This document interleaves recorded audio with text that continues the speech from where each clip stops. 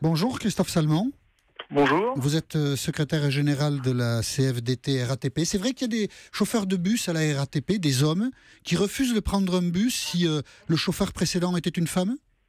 Oui, tout à fait, mais les comportements, les plus gros comportements, c'est surtout sur le fait de refuser déjà de serrer les mains à des collègues féminins. Oui, et ça existe aujourd'hui dans l'entreprise ? Tout à fait. Vous l'acceptez ?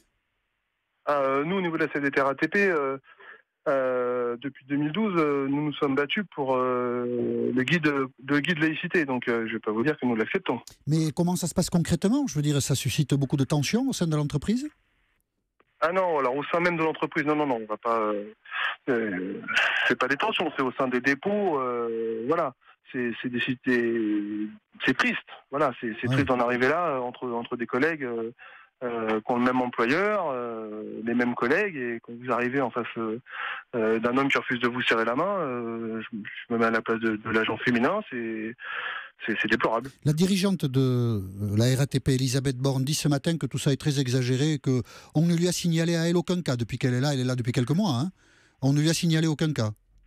Au niveau de la CFDT, effectivement, nous n'avons pas signalé de cas. Il faut. Je suis pourquoi vous ne le avec signalez pas ? Ouais. Sachant que les agents, lorsqu'ils appellent la CFDT RATP pour signaler un cas, nous déjà on essaie de gérer ça en interne dans le dépôt. Ah, vous prévenez pas la direction de la RATP qui a un problème de cette nature et dans son personnel ? Alors excusez-moi, en 2012, nous avons prévenu. C'est loin de 2012. Là, les derniers mois. En 2012, on a prévenu, on a demandé la laïcité. Sur certains secteurs de l'entreprise, la CFDT est également intervenue pour que le guide de laïcité soit appliqué. Il y a des directeurs de département qui ont appliqué ce guide. Aujourd'hui, ça n'a rien changé, c'est ce que vous dites. Dans certains secteurs, ça a changé. D'accord. Sur les dépôts de bus, c'est compliqué. C'est compliqué. Aujourd'hui encore, c'est compliqué. Aujourd'hui encore, c'est compliqué. Bon, on espère que la présidente de la RATP nous écoute, comme ça elle aura conscience qu'il y a un problème dans son entreprise. C'est le recrutement à l'intérieur de la RATP qui pose problème ?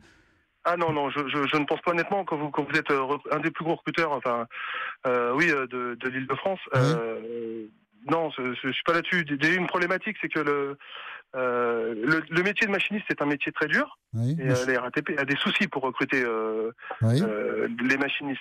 Et il n'y a pas, à ma connaissance, lors des recrutements, personne ne va aller annoncer aux recruteurs que dès demain, il va refuser de serrer les mains des collègues RATP. Non, c'est pas ce que je veux dire.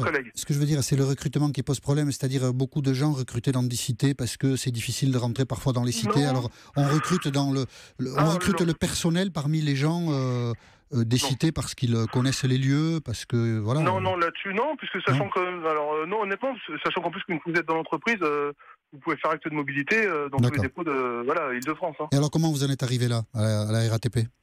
Alors là, honnêtement, on en est arrivé là. Je n'en ai aucune idée. Parce que ce que vous dites est grave, quand même.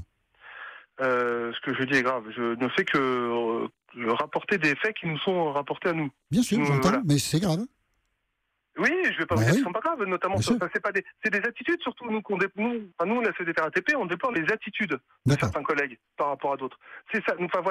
Depuis ce matin, j'entends beaucoup de choses. Moi, je vais réitérer ce que je viens de dire à des confrères à vous. Ce sont certaines attitudes que nous déplorons. D'accord, très bien. Voilà, moi, personnellement, je suis entré à la RATP en 91. J'avais pas ça à l'époque. Merci Christophe Salmon, secrétaire général de la CFDT RATP, de nous avoir raconté un peu de la réalité de votre entreprise et très sérieusement, si la direction de la RATP voulait communiquer sur le sujet, nous serons bien entendu très heureux de recevoir par exemple Madame Elisabeth Borne, PDG de la RATP, dans Europe Midi.